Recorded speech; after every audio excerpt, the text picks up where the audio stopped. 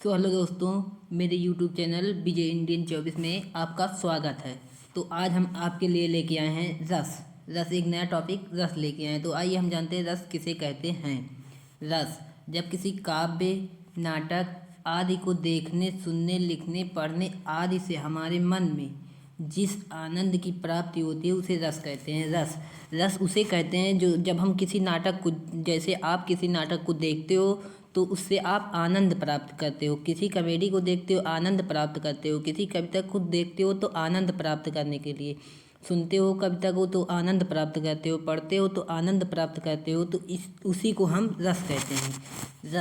रस कहते हैं। तो उदाहरण देख लेते हैं। उदाहरण है, मेरे तो गिरधर गोपाल दूसरों ना कोई, मेरे तो गिरधर गोपाल दूसरों ना कोई, जाके सिर मोर मुकुट मेरा पति सोई। इसमें कवि कह रहा है कि गोपियाँ कह रही हैं तो मेरे तो गिरधर गोपाल हैं, दूसरा कोई नहीं है। जाके सिर मोर मुकुट, जिसके सिर पर मोर मुकुट है, और मेरे पति सोए हुए हैं। तो अब हम रस के प्रकार को देख लेते हैं। रस के कितने प्रकार होते हैं? रस के प्रकार को हम देखते हैं तो रस के 10 प्रकार होते हैं। रस के 10 प्रकार होते हैं, मुख्य रूप से 4 होते हैं जो हमें पढ़ना है, जिनकी परिभाषा हम देखेंगे, उदाहरण देखेंगे, स्थायी भाव देखेंगे, सब देखेंगे। 4 प्रकार के रस को हम देखेंगे। कुल टोटल 10 प्रकार के होते हैं। 10 प्रकार के होते हैं, लेकिन हमें पढ़ना है मुख्य रूप से 4 होते हैं। तो कौन कौन से होते हैं? एक श्रृंगार रस होता है, दूसरा हास्य रस होता है, तीसरा करुण रस होता है, चौथा वीर रस होता है। तो 4 प्रकार के रस होते हैं। तो अब चलो हम इनको बारी बारी करके एक एक करके देख लेते हैं। तो अब हम पहले श्रृंगार रस देखते हैं। पहले हम श्रृंगार रस को देख लेते हैं। तो श्रृंगार रस जब किसी काव्य को पढ़ने, सुनने आदि से रति नामक स्थायी भाव उत्पन्न होता है, वहाँ श्रृंगार रस होता है। ये स्थायी भाव है। रति नामक स्थायी भाव, रति जो है इसका स्थायी भाव है, रति नामक स्थायी भाव उत्पन्न होता है, तो वहाँ श्रृंगार रस होता है। श्रृंगार रस के 2 प्रकार होते हैं। संयोग श्रृंगार, वियोग और वियोग श्रृंगार। तो हम आइए देख लेते हैं वियोग श्रृंगार क्या होता है। तो संयोग श्रृंगार पहले देखते हैं। तो पहले संयोग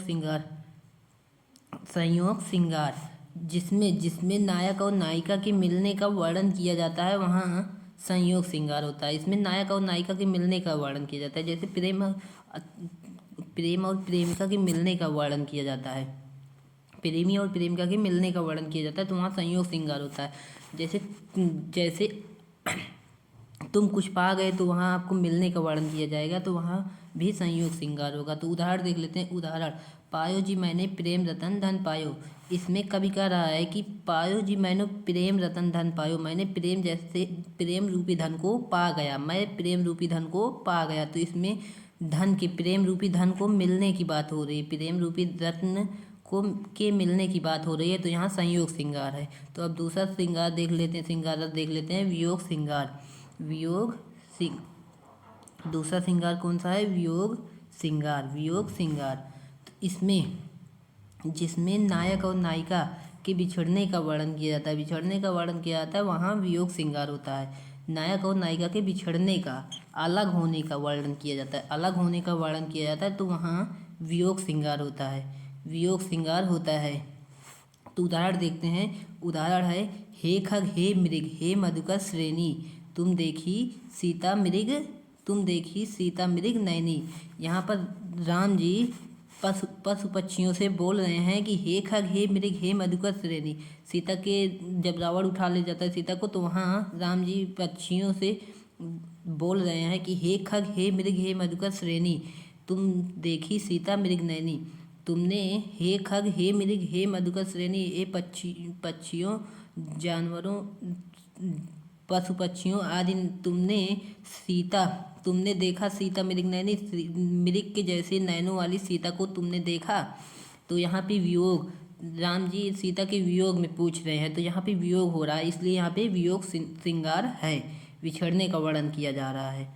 तो अब हम देखते हैं रस के दूसरे प्रकार हास्य रस को। रस के दूसरे प्रकार हास्य रस को। रस के दूसरे प्रकार हास्य रस को देखते हैं। जब किसी काव्य को देखने सुनने आदि से हास नामक स्थायी भाव उत्पन्न होता है तो वहाँ हास्य रस होता है। हास नामक स्थायी भाव उत्पन्न होता है जब हम किसी कविता को सुनते हैं, देखते हैं, या कॉमेडी देखते हैं, या नाटक देखते हैं, या सुनते हैं, या करते हैं तो हमें हंसी आती है। हमें हास्य नामक स्थायी भाव उत्पन्न होता है। हास नामक स्थायी भाव, हास्य रस, हास नामक स्थायी भाव, ये स्थायी भाव है इसका। हास नामक स्थायी भाव उत्पन्न होता है तो वहाँ हास्य रस होता है। हास्य रस होता है। तो उदाहरण देख लेते हैं। उदाहरण, शीश पर गंगा हंसे भुजनी भुजंगा हंसे, हास को दंगा भयो नंगा के विवाह में। शीश पर गंगा हंसे भुजनी भुजंगा हंसे, हास को दंगा भयो नंगा के विवाह में। यहाँ भुजनी भुजंगा हंसे मतलब यहाँ सांप, काले सांप का वर्णन किया गया है कि शीश पर गंगा हंसे, भुजनी भुजंगा हंसे, काला सांप काले पर ही हंसे। हास को दंगा भयो नंगा के विवाह में, नंगा के विवाह में हंसने पर दंगा हो गया। नंगा के विवाह में हंसने पर दंगा हो गया। तो यहाँ पे हास्य रस है। हास्य रस का स्थायी भाव हास होता है। ये हास होता है स्थायी। तो हम रस के अब तीसरे प्रकार करुण रस को देख लेते हैं। करुण रस जब किसी काव्य को देखने सुनने आदि से शोक नामक स्थायी भाव उत्पन्न होता है तो वहाँ करुण रस होता है। करुण रस होता है। शोक नामक स्थायी भाव उत्पन्न होता है तो वहाँ करुण रस होता है। करुण मतलब शोक पद वो होता है। जैसे हम किसी नाटक को देखते हैं तो आंसू आने लगे या हमें दुख हो कि ये कैसे हो गया, किसी घटना को देखते हैं तो वहाँ करुण रस होता है। देखते हैं चाहे सुनते हैं किसी घटना को तो वहाँ हमें शोक उत्पन्न होता है हमारे मन में, तो हम उसे करुण रस कहते हैं। वहाँ करुण रस होता है। तो उदाहरण देखते हैं। उदाहरण, मणि खोए भुजंग से जननी, फंसा पटक रही थी शीश, अंधी आज बनाकर मुझको किया न्याय। पटक रही थी शीश, अंधी आज बनाकर मुझको किया न्याय तुमने जगदीश। यहाँ पर कवि कह रहा है कि यहाँ पर सरवण की माता पिता बोल रहे हैं मणि खोए भुजंग से जननी। जिस प्रकार मणि खोए हुए एक सांप, काला सांप की माँ मणि खोकर अपने फन को पटकती है, उसी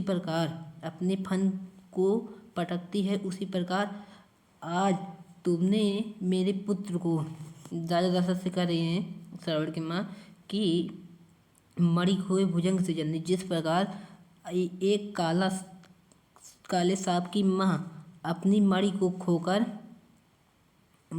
फन सा पटक रही थी शीश, अपने फन को पटकती है, उसी प्रकार आज तुमने मेरे पुत्र को मार दिया और मैं देख नहीं सकती, इसीलिए आज हे प्रभु तुमने आज मुझे अंधी आज बनाकर किया तुमने न्याय जगदीश।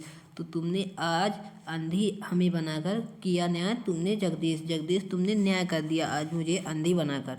तो यहाँ पे करुण रस होता है। करुण रस मतलब शोक उत्पन्न होता है। शोक स्थायी भाव शोक है। स्थायी भाव शोक है। तो अब हम देखते हैं अगला प्रकार वीर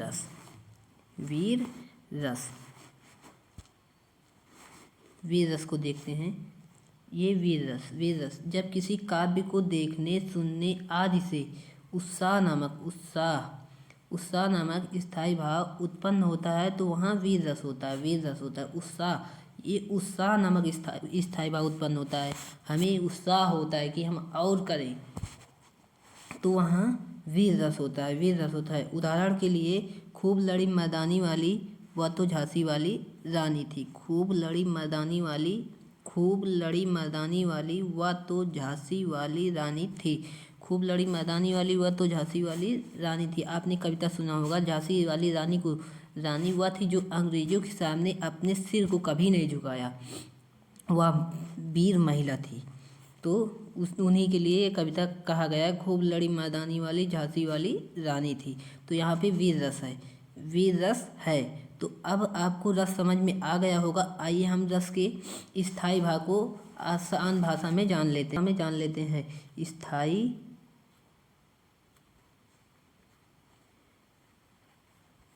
भाव। तो यहाँ उस वो श्रृंगार रस का स्थायी भाव क्या होगा? श्रृंगार रस का स्थायी भाव होगा, श्रृंगार का होगा रति। श्रृंगार रस का स्थायी भाव रति होगा। हास्य रस का होगा हास। हास्य रस का हास होगा। हास्य होता है तो हास्य हास भी होता है। और करुण रस का करुण रस मतलब करुणा होती है, मतलब शोक होता है हमें, तो यहाँ पे शोक हो जाएगा। इसका स्थायी भाव शोक हो जाएगा। ये ट्रिक है कि करुणा होने पर हमें शोक होता है। किसी के प्रति करुणा होती है तो शोक होता है, उसे शोक भी कह सकते हैं। तो इसीलिए यहाँ पे शोक, इसका स्थायी भाव शोक हो जाएगा। और वीर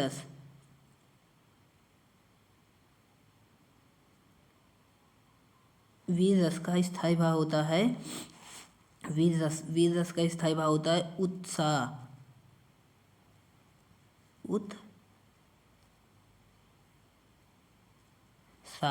होता है।